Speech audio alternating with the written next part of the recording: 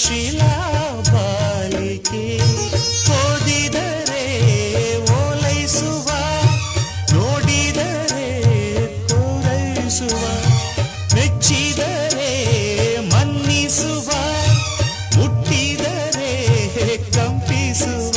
ಕವಿ ಶಿಲ್ಪಿ ಕಾಣಿಕೆ ಶ್ರೀಗಂಧ ಶ್ರೀಗಂಧ ಶ್ರೀಗಂಧ ಈ ಅಂದ